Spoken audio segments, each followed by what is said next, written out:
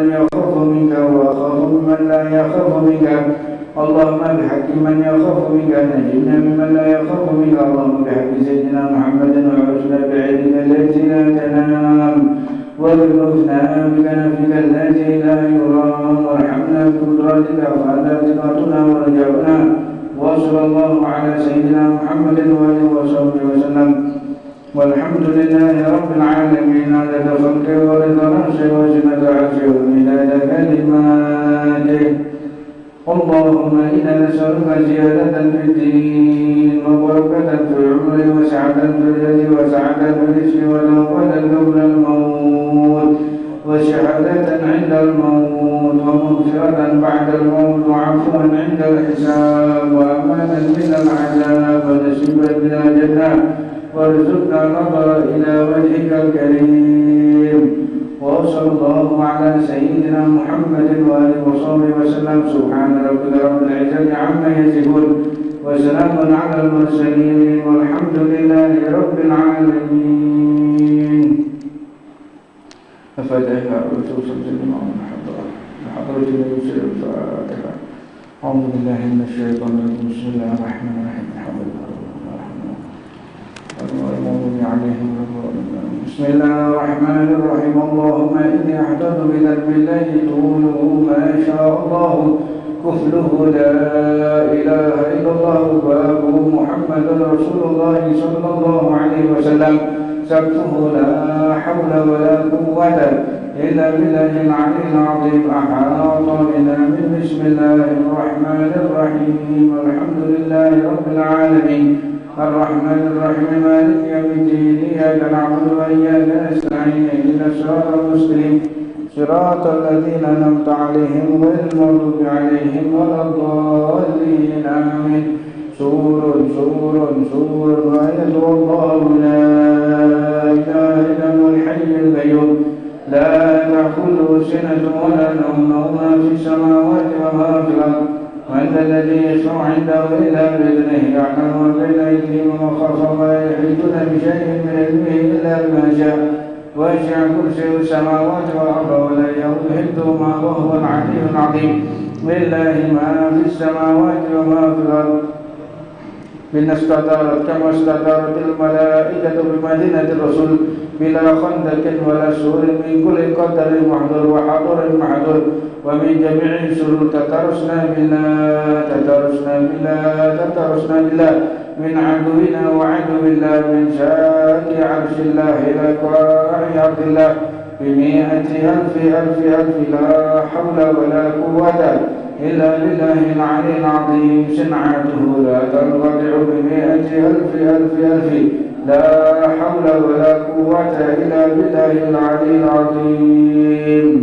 عزيمته لا تنشق بمئة ألف لا حول ولا قوة إلا بالله العلي العظيم. اللهم إن أحد أرادني بسوء من الجن والإنس والوحوش وغيرهم من سائر المخلوقات من بشر أو شيطان أو سلطان أو وسواس فارد نظرهم في انتكاس وقلوبهم بوسواس أيديهم بإذنة وبهم من الرجل إلى رجل لا في سهل يقطع ولا في جبل يسرع بمئة ألف لا حول ولا قوة إلا بالله العلي العظيم. وصلى الله على سيدنا محمد وعلى آله وسلم. سبحان ربك رب العزة عما يصفون وسلام على المرسلين والحمد لله رب العالمين. في كل لحظة أبدا عدد خلقه ورضا نفسه وزنة عرشه وامتداد كلماته. اللهم صل وسلم وبارك وكرم بقدر عظمة ذاتك العليا في كل وقت وحين أبدا عدد ما علمت وزنة ما علمت وملء ما علمت على سيدنا ومولانا محمد وعلى آل سيدنا ومولانا محمد صاحب التاج والمعراج والبراق والعلم ودفع البلاء والوباء والمرض والألم. اسمه مطهر معطر منور من اسمه مكتوب مرفوع موضوع على اللوح والقلم. شمس الضحى بدر الدجى نور الهدى مصباح الظلام أبي القاسم سيد الكونين وشفيع الثقلين أبي القاسم سيدنا محمد بن عبد الله سيد العرب والعجم نبي الحرمين محبوب عند رب المشرقين والمغربين يا أيها المستقون لنور جماله صلوا عليه وسلموا تسليما.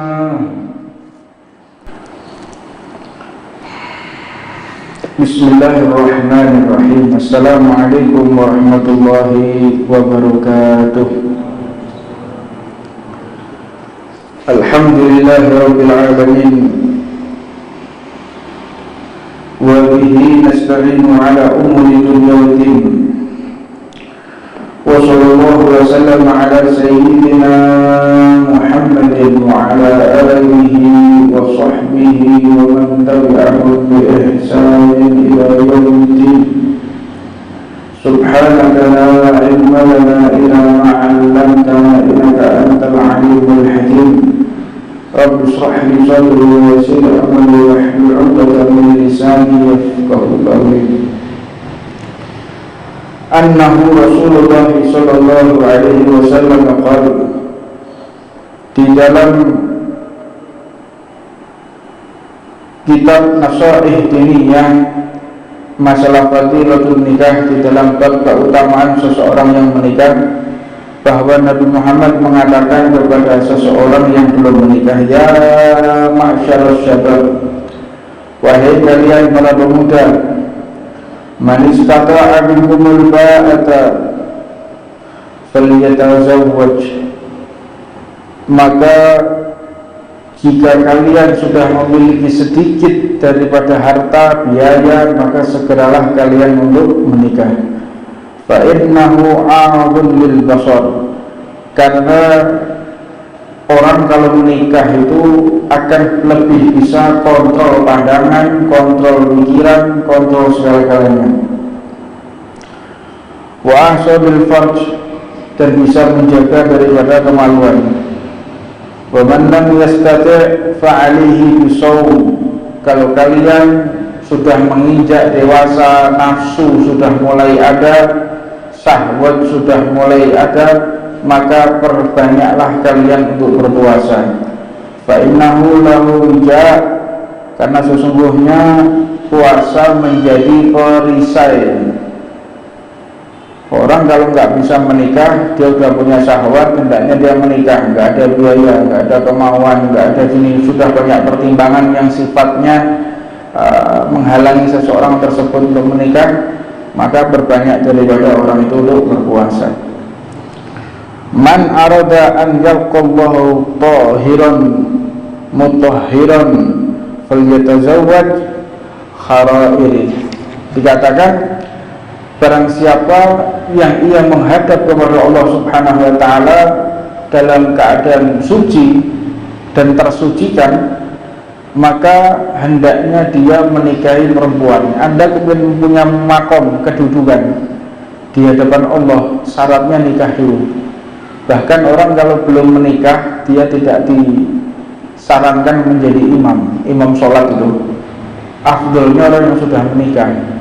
Kalau orang belum menikah, dia nggak boleh menjadi imam. Bahkan sebagian pendapat ulama mengatakan tidak sah orang yang tidak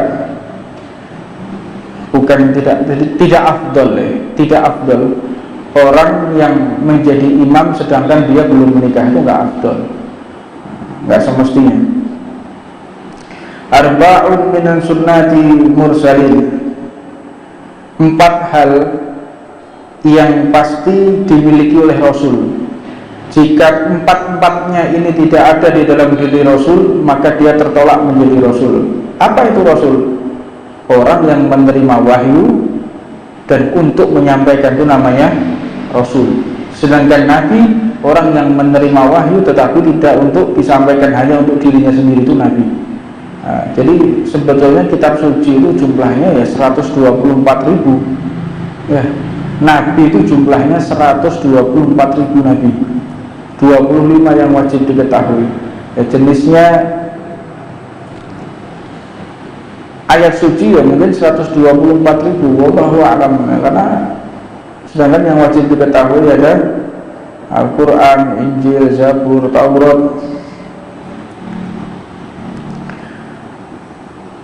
Yang pertama, orang kalau jadi Rasul itu pasti al-haya. Apa haya itu? Isinan. Al-haya, malu. Wonge itu gak enakan loh. Jadi selalu menjaga kewibawaan. Dan biasanya seperti dia paling menjaga soal masalah aurat. Itu Rasul kayak gitu, al-haya. Jadi kalau ceritanya Nabi, dia kaos kotangan tok ora ono ceritanya, paham? Nabi terus melaku, Rasul melaku ambek bledet ketok udele gak ono itu. Jadi orang kalau sudah menjadi Rasul dia punya haya, dia punya rasa malu yang luar biasa. Gak sembrono, menjaga betul bagaimana perilakunya kepada orang, bagaimana cara duduknya, bagaimana cara jalan, itu ditotok kan. Terus orang Rasul itu ya begitu. Ya.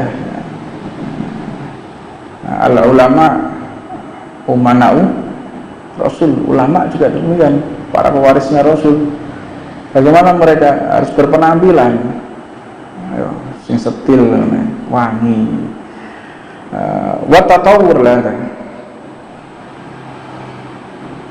wa ta'atturu, yaitu seneng gawe parfum, memakai wangian, seneng parfum. Kalau ceritanya Nabi badek, Rasul badek itu kan wangi terus, mandi seger, pakai parfum, majelis pakai bukhur, sana wangi-wangian. Ya, itu sunatul Rasul itu. Pakai wangi-wangi gitu, dupa, pakai sesuatu yang wangi-wangi, yang bau badannya itu harum, seneng sama wangi-wangi. Bahkan dikatakan orang kalau beli parfum ya, awakmu duduk 10 juta, 7,5 juta kita belikan parfum semua, itu tidak dikatakan israf, tidak dikatakan boros, enggak, justru malah barokah. Ayo, kalau ini untuk ini duitmu untuk mana parfum kabeh jajal, entek tenan lek kowe jajal-jajal koyo ngene, ora iso. Ini maknanya begini, sesuatu yang sudah dicontohkan itu pasti ada barokahnya. Rasulullah itu membelanjakan beli parfum itu ya luar biasa, hampir semua hartanya dibelikan parfum itu Rasulullah SAW. Sedangkan tidak ada satupun parfum yang lebih harum daripada keringatnya Nabi Muhammad SAW. Nah, pernah Ummu Sulaim ketika di musim panas, Nabi Muhammad itu badannya itu seger, Rasulullah badannya seger Rasulullah, sampai akhirnya minta izin kepada Rasulullah, ya Rasulullah boleh tidak saya untuk mengambil keringatnya ditadungi keringatnya, dibiarkan oleh Rasulullah di tangannya gitu, tangannya netes keringatnya Rasulullah, tadungi, dicium itu baunya, ya Allah, tidak ada parfum yang bisa mengalahkan keringatnya Nabi Muhammad SAW. Nah, keringatnya awak-awak ya Allah, keringatnya awak-awak itu ya buadak ya. Nah, itulah basyarun lah kal basyar, manusia tetapi tidak seperti manusia. Itulah Sayyidina Muhammad SAW. Beda ludahnya Rasulullah punya ludah punya, tapi tidak seperti kita ludahnya. Rasulullah berkeringat, naam, Rasulullah berkeringat, tetapi tidak seperti keringat kita. Rasulullah punya mata ya, tetapi tidak seperti mata kita. Wujudnya manusia tetapi basyar la kal basyar, manusia tetapi bukan seperti manusia pada umumnya. Habibullah, afdalul makhluk, paling mulianya makhluknya Allah Subhanahu wa ta'ala. Tidak ada satupun makhluk yang bisa menandingi baginda Nabi Muhammad SAW. Tidak ada di dunia ini yang bisa seperti Rasulullah SAW. Yang kedua, kemana-mana selalu bawa siwak wasiwak. Siwak itu fungsinya yang pertama, orang kalau pakai siwak, dia tidak akan mati kecuali dia bersyahadat kepada Allah. Yang kedua, orang kalau pakai siwak itu dia akan menguatkan gigi. Yang ketiga, orang kalau pakai siwak itu akan mencerahkan wajah. Didelok itu enak, cerah, indah. Wajahnya tambah ganteng, tambah ayu pakai siwak. Orang kalau pakai siwak itu bisa mengkuatkan daripada tulang-tulang. Banyak kaidahnya siwak itu ya, subhanallah. Nah ini sunatul rasul, semua rasul menggunakan siwak. Dan apa? Wan nikah, dan menikah. Nggak ada ceritanya rasul yang nggak menikah, tidak ada. Semua para nabi, para rasul itu menikah. An-nikahu sunnatul anbiya wasyi'arul auliya. Jadi nikah itu suatu bentuk keharusan bagi mereka para nabi. Nabi Dawud itu hampir dicopot kenabiannya karena tidak menikah. Jadi detik-detik terakhir Nabi Dawud itu mau meninggal, beliau baru menikah. Kurang 3 atau 4 tahun beliau baru menikah. Nabi Dawud hampir nggak jadi nabi ya gara-gara nggak nikah.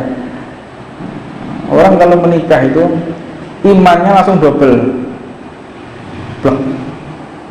Jadi 2 kali lipat. Orang kalau menikah itu kebijakannya, kecerdasannya dan segala-galanya itu akan bertambah, rezekinya tambah sama Allah. Innahu fuqara yughnihumullah min an yakunu fuqara yughnihumullahu min fadlih.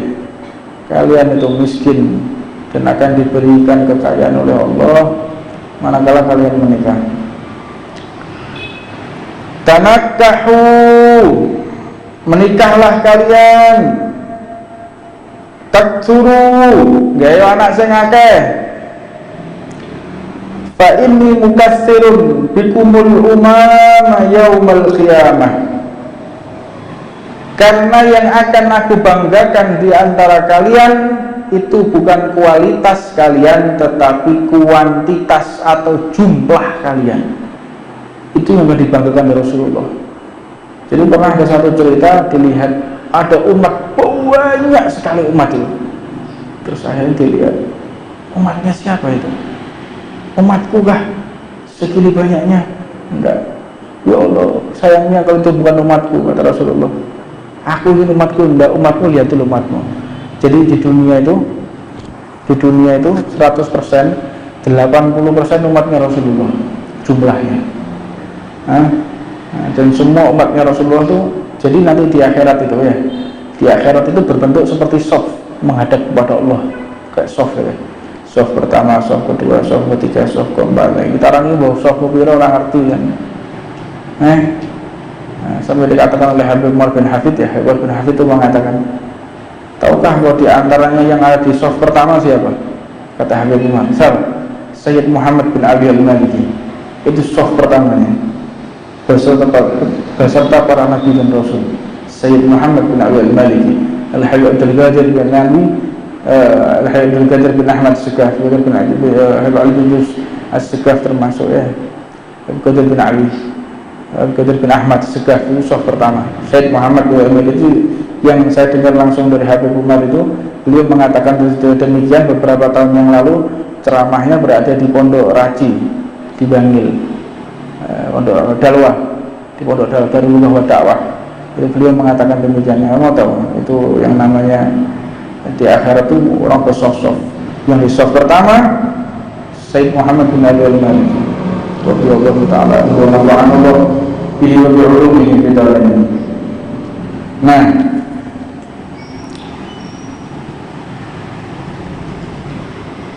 kita diperintahkan untuk memperbanyak anak.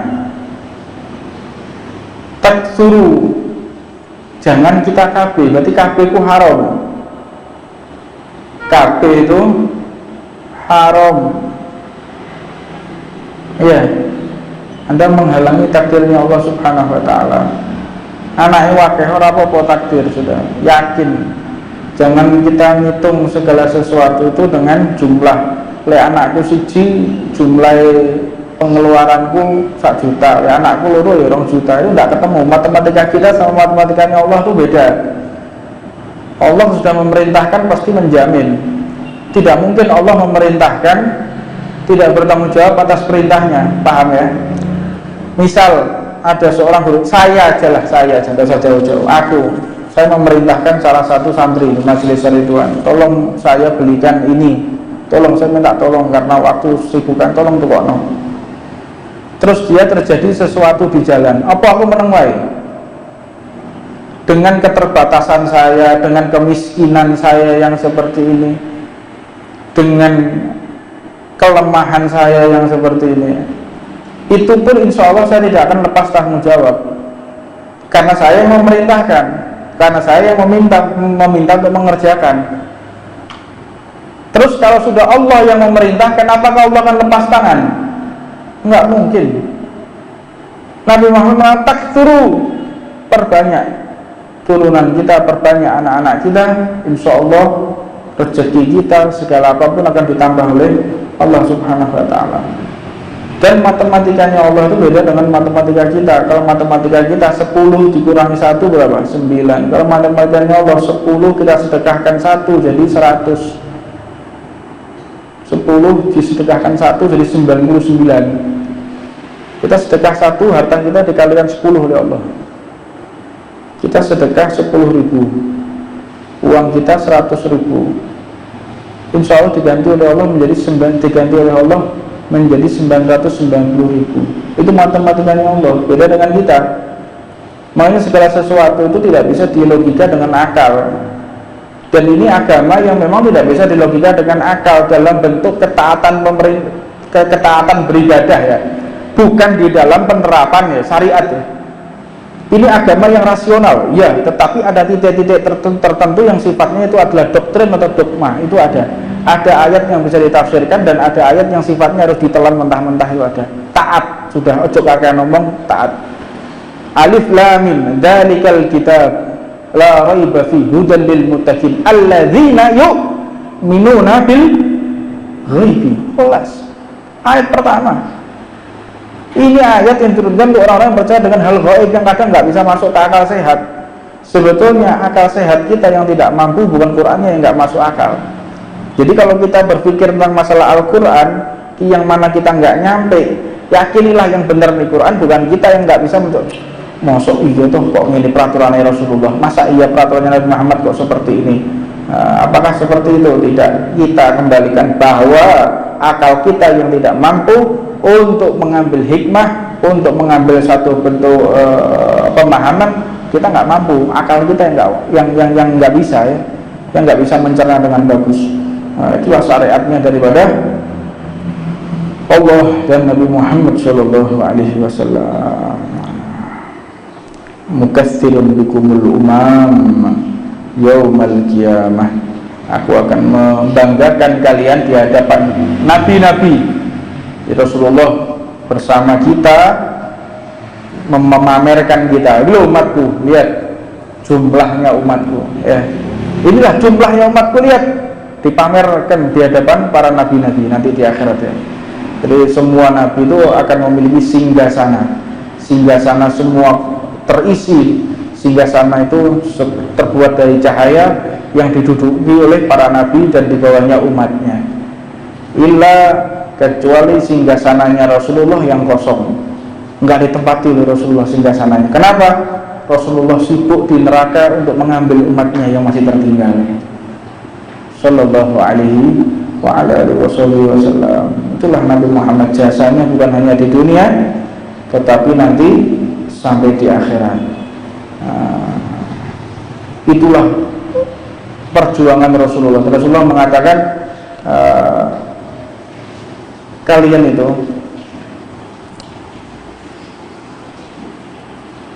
pasti memiliki dan kita ini pasti memiliki utang budi kepada Rasulullah. Utang budi kita bisa mengenal Islam karena siapa? Rasulullah. Kita bisa akur karena Rasulullah. Negara ini bisa merdeka karena siapa? Karena Rasulullah. Karena siapa?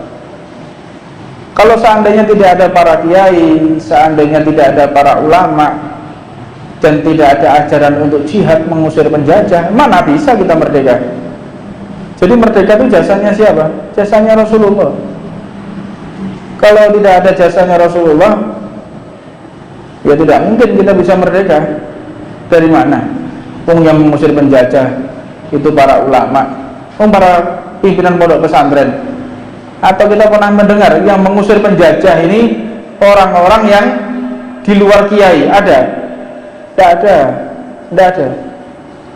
Semuanya umat Islam tentunya. Umat Islamlah yang mengusir penjajah dari NKRI ini. Jadi kalau orang ngomong yang memerdekakan negara kita itu siapa? Ini kalimatur riddah, kalimat murtad ini. Istihza bihi Nabi Muhammad sallallahu alaihi wasallam. Kalau kita berbicara kitab ya, dulu itu pernah banyak orang yang mengira kita harus seperti Nabi Muhammad dalam pemahaman Rasulullah diajak diam. Kenapa kita harus marah? Ini tafsir yang salah. Jadi begini, kalau Rasulullah dihina diam, itu hendaknya ketika kita dihina kita harus diam. Kita jadi Rasulullah. Bukan ketika Rasulullah dihina diam, apalagi kita harus lebih diam. Itu salah, enggak begitu. Rasulullah dihina diam. Kalau ada orang menghina kita, jadilah engkau seperti Rasulullah. Bukan ketika kita melihat Rasulullah dihina kita diam. Kalau Rasulullahnya aja diam, kok kita ngapain marah? Untuk apa kita marah? Rasulullah dihina kok diam. Untuk apa kita berekspresi? Rasulullah dihina kita diam. Tolong ambilkan apa?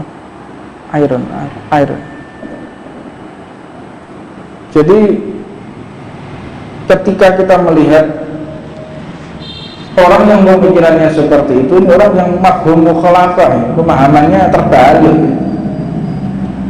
Rasulullah pernah membiarkan orang Badui kencing di mihrabnya. Kencing di mihrabnya. Dikencingi mihrabnya Rasulullah. Kata Rasulullah, jangan diganggu, jangan diganggu. Sayyidina Umar sudah menghunuskan pedangnya, sudah mau dikeluarkan pedangnya Sayyidina Umar. Sebentar. Para sahabat sudah ada, Sayyidina Hamzah sudah mau berdiri, sudah mau dihajar ini orang. Sebentar, sabar. Jangan. Sebentar ya. Sudah selesai, sudah.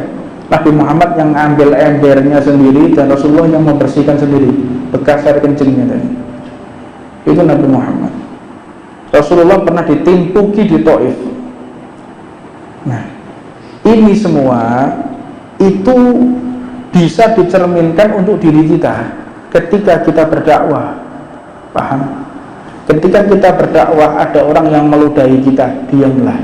Ada orang yang melempari kita, diamlah. Ada orang yang sampai mengencingi kita, diamlah. Tapi jangan coba-coba untuk mengencingi Nabi Muhammad. Jangan coba-coba untuk menghina Rasulullah SAW. Itu yang berkaitan sama kita. Bukan kita mau menjadi seperti orang yang pemahamannya salah. Rasulullah aja diam, kenapa kita harus marah? Ini salah juga. Karena pernah di zaman itu pernah ada seseorang, orang ini budak, perempuan budak. Ini di dalam riwayat yang berbeda. Dalam satu riwayat cerita ada perempuan budak. Perempuan budak ini punya anak, namanya Ummul Walad ya. Jadi ada tuan kawin sama budak, bapak kawin sama budak, anaknya hurriyah, anaknya bebas. Anaknya itu dikatakan Ummul Walad. Ya, itu di dalam kitabnya Faraid dijelaskan di mana pembagian waris itu ada. Nah, walhasil Ummul Walad ini, ibu anak ini itu beriman kepada Rasulullah. Lah si perempuan ini benci dengan Rasulullah, bencinya setengah mati. Begitu bencinya kepada Rasulullah, sedangkan si anak ini dalam keadaan buta. Anak ini buta. Jadi tiba-tiba si perempuan ini sukanya mencaci maki Rasulullah. Perempuan, dia dalam keadaan hamil. Perempuan ini dalam keadaan hamil, senangannya ngelak-ngelak ke Rasulullah. Sama dia ditusuk, dibelah perutnya. Sama si orang ditusuk, dibelah perutnya. Pateni. Akhirnya kabar ini sampai kepada Rasulullah. Apa kata Rasulullah? Tidak ada tuntutan bagi dia. Orang yang bunuh ini diacung jempol oleh Rasulullah. Paham? Itu bagi orang yang menghina Rasulullah Shallallahu Alaihi Wasallam. Makanya orang belajar yang tenanan, ya, ngaji yang tenanan.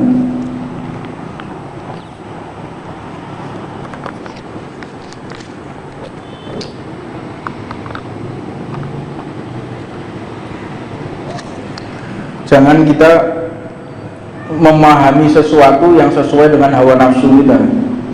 Gak ketemu.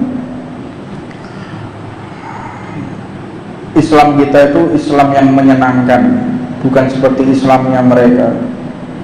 Menyenangkan itu berarti kan sesuai dengan hawa nafsu lah. Islam kita itu Islam yang boleh joget-jogetan ya. Islam kita itu Islam yang boleh ketemu yang bukan muhrimnya rangkul-rangkulan gitu ya. Jahil murakkab ini orang bodoh ya begitu. Islam menyenangkan. Ad-dunya sijnul mu'min. Dunia itu adalah penjaranya orang yang beriman. Namanya penjara, ada kenikmatan? Tidak ada. Huffatil jannah bil makarihi wa huffatil nar bisyahwat. Surga itu dikelilingi oleh yang dibenci oleh nafsu, sedangkan neraka itu dikelilingi oleh yang dicintai oleh nafsu. Pokoknya sing dibenci ambek nafsu mesti apik. Segala sesuatu yang tidak sesuai dengan selera syahwat kita itu insyaallah apik. Tapi segala sesuatu yang kadang kita senang, mengumbar syahwat, mengumbar hawa nafsu, itu jelek. Nah, di dunia ini yang sing enak-enak ya dilarang kabeh. Sing enak-enak dilarang kabeh di dunia ini. Apa kenikmatan yang dibolehkan di dunia ini? Tidak ada. Enaknya dunia itu tidur, makan, terus menikah ya. Orang yang hobinya mabuk mengatakan enaknya hidup itu ya mabuk ya. Kan haram kabeh. Turu kebablasan ya haram. Menikah, kawin maksudnya, bukan nikah kawin, bersetubuh. Itu orang akalnya waras mengatakan iya ini satu kenikmatan, betul. Tapi kalau bukan istrinya haram. Nah itu apa dunia ini yang enak? Tidak ada yang enak dunia ini. Apa yang enak? Tidak ada. Semua keterikatan dan semua selalu bersinggungan dengan nafsu. Kabeh di dunia ini selalu berseberangan dengan sesuatu yang kita cintai, yang syahwat cintai, gitu ya. La ilaha illallah. Idza tabarujal abdu faqad istakmala nisfuddin. Apabila seseorang itu menikah, berarti dia telah menyempurnakan separuh keimanannya, nambah imannya. Falyataqillaha fi nisfil baqi. Dan kini hendaknya dia bertakwa kepada Allah tentang sisa setengahnya. Nah, kita sebelum menikah gak dua iman ya. Jangan ngaku punya iman kalau belum menikah. Nikah dulu baru tahu apa itu arti iman. Menikah setengahnya tanggungan kita. Kalau kita menikah full imannya ya nggak terasa. Jadi enaknya dunia ya, enaknya dunia itu Allah menciptakan iblis itu enaknya dunia. Kenapa kok Allah menciptakan iblis? Kenapa Allah kok menciptakan hawa nafsu? Kenapa Allah kok menciptakan syahwat? Kenapa Allah kok menciptakan kemaksiatan? Kenapa Allah kok menciptakan musuh? Kenapa Allah kok menciptakan sesuatu yang diharamkan? Kok nggak semua halal? Kenapa Allah kok menciptakan angan-angan? Kepengin nikah, kepengin niki. Kenapa? Agar kita bisa hidup di dunia. Definisinya begini. Kalau kita sholat imannya penuh tanpa ada godaan, hambar. Nikmatnya ibadah kita melawan nafsu. nikmatnya dakwah ketika ada orang yang memfitnah. Kalau seumpama kita dakwah, nggak ada orang yang memfitnah, nggak ada orang yang ganggu, lemes kita, lemes. Kita di majelis nggak ada orang yang fitnah, lemes. Nggak ada orang yang memusuhi, males kita. Begitu ada orang yang memusuhi, ada yang fitnah, semangat kita. Kita buktikan kita nggak seperti yang mereka tuduhkan, ada semangat. Subhanallah. Termasuk kalau kita di dunia ini Allah tidak menciptakan syahwat, maka berbahaya, nggak ada kehidupan ini. Karena Allah cuma memberitahukan di dunia ini ada Al-Quran, di dunia ini ada Al-Quran, dan Al-Quran menjanjikan kita akan masuk surga. Kalau tanpa diisi dengan nafsu, kita semuanya stres, Pak. Stres kita semua, stres kita. Orang itu pasti di dunia ini pengen kemana? Tempat yang enak, tempat yang nyaman, tempat yang indah. Pasti itu, nggak ada yang enggak. Ada di dunia ini orang yang berpikir, saya daripada di rumah yang bagus, mending di pinggir jalan aja, jadi tunawisma, jadi gelandangan aja. Ada orang kayak gitu? Nggak ada. Sedangkan kita di dunia ini gelandangan semua kita. Kita gelandangan semua. Rumah kita di akhirat, di surganya Allah nanti itu. Nah, kalau kita tidak diberikan syahwat angan-angan, kita akan stres. Contohnya begini, malam ini kita akan malam ini Allah memberikan kabar kepada kita. Misalnya, malam ini Anda mau saya kasih rumah yang paling bagus di Tuban. Tapi syaratnya rumahmu itu tinggal, mobilmu juga tinggal. Sudah saya sediakan pembantu 10, saya sediakan rumah mewah, saya sediakan mobil, saya sediakan segala macam. Kira-kira bengi aku iso turu ora? Akal sehat loh ya. Mungkin di antara kalian rumahmu tinggal, Anda mau diganti rumah yang mewah dengan 10 mobil pelayan dengan fasilitas, dan di situ ada berkarung-karung emas. Kira-kira iso turu ora? Iso turu? Ora percaya kalau iso turu. Bisa tidur kita? Tidak bisa. Begitu juga dengan kita diberikan kabar setelah engkau mati engkau akan masuk surga. Kalau kita nggak dikasih syahwat oleh Allah, nggak ada kehidupan ini. Nggak ada, kehidupan ini nggak ada. Makanya dikasih iblis agar kita punya angan-angan, agar kita punya cita-cita, punya keinginan adanya kehidupan. Ini karena adanya iblis. Kalau nggak ada iblis, nggak ada syahwat, nggak ada pendorong ingin memiliki sesuatu, ingin membenahi sesuatu, ingin meluruskan sesuatu, itu karena adanya syahwat. Jadi Allah menciptakan syahwat sendiri itu rahmatnya Allah. Allah menciptakan iblis, rahmat itu. Anda benar kutukan, tidak, rahmatnya Allah iblis itu. Allah tidak menciptakan sesuatu dengan sesuatu murka, tidak, semua rahmat. Pikirlah, kalau ada orang memfitnah kita, rahmatnya Allah itu. Ada orang mencaci kita, rahmatnya Allah. Ada orang memusuhi kita, rahmatnya Allah. Jangan berpikir itu musibah, ya Allah Pak, ada orang memusuhi kita.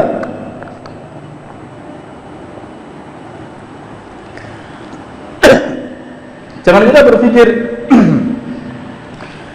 itu kenapa majelis ini kok difitnah terus, majelis ini kok dimusuhi terus. Itu rahmatnya Allah yang pertama untuk menghapus dosa kita. Mungkin ketika kita berdakwah ada sombongnya, mungkin ketika kita berdakwah ada bangga dirinya, mungkin ketika berdakwah ada tendensi dunia, ingin dipuji orang.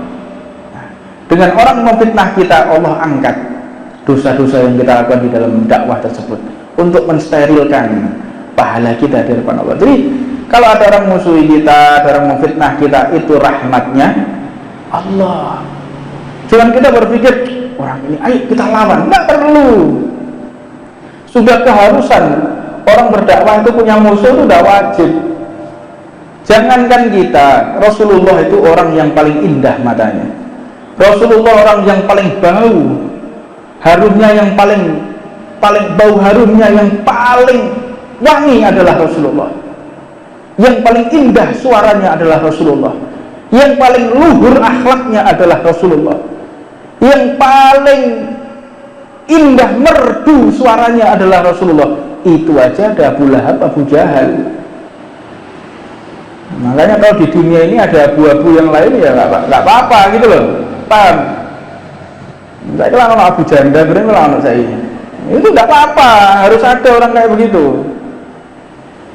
Nah, tokoh-tokoh Abdullah bin Ubay, ya wujudnya orang Abu Janda ya, Abdullah bin Ubay sekarang, ya, tokoh munafik, itu kan kudu ono. Nah, kalau nggak ada, nggak bergerak ini dakwah ini, harus ada. Kalau kita nggak mau punya musuh di dunia ini, hanya satu kegilaan ya, orang sinting ya.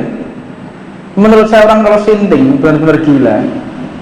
Itu dia berupaya gimana semua orang ini seneng sama dia. Gimana caranya semua orang itu cinta kepada dia. Itu orang sinting itu. Nggak mungkin kita jalan lurus pasti ada yang nggak senang. Kita jalan sama merayap, ngesot, ya mesti ono sing ngelokno. Nggak mungkin. Kita di dunia, hidup di dunia ini dicocoki sama semua orang tuh nggak mungkin, mustahil itu. Jadi kalau ada orang yang nggak cocok dengan kita, santai aja, nggak perlu kita sibuk. Wah orang ini, ayo kita nggak perlu. Yang perlu ini adalah introspeksi diri. Bagaimana keikhlasan kita kepada Allah? Bagaimana ketawaduan kita, rendah hati kita, kebersihan hati kita ini bagaimana? Itu yang perlu diurusi, bukan kita ngurusi orang lain. Nabi Muhammad kayak begitu, suaranya Rasulullah, ya Allah, wajahnya tidak ada yang bisa mengalahkan Rasulullah. Posturnya Rasulullah sampai dikatakan oleh Sayyidina Aisyah, diriwayatkan oleh Sayyidina Aisyah radhiyallahu taala anha, Rasulullah itu perutnya six pack. Perutnya Rasulullah itu six pack. Jadi diriwayatkan dalam hadis itu bahwa perutnya Rasulullah itu seperti batu yang bertumpuk. Bagaimana bentuk dadanya Rasulullah, bidang dadanya, lengannya, bibirnya, indah Rasulullah. Seperti itu. Jadi segala sesuatu jika ada yang menimpa diri kita tergantung bagaimana prasangka kita kepada Allah. Jangan kita berprasangka buruk kepada apapun juga. Husnudzon. Kalau kita berprasangka baik, maka kita akan mendapatkan kebaikan. Kalau kita berprasangka buruk, maka engkau akan menikmati sesuai dengan prasangka buruk di hatimu kepada yang mentakdirkan kita, yaitu Allah subhanahu wa ta'ala. Rabbana atina fid dunya hasanah wa fil akhirati hasanah wa qina adzabannar wa 'alamana masyyikhuna wa 'alamana wa 'alamana Nabi Muhammad bin Ali Ba'idul wa ila hadratin Nabi Muhammad sallallahu alaihi wasallam. Surah Al-Fatihah. Bismillahirrahmanirrahim. Maliki yaumiddin. Amin.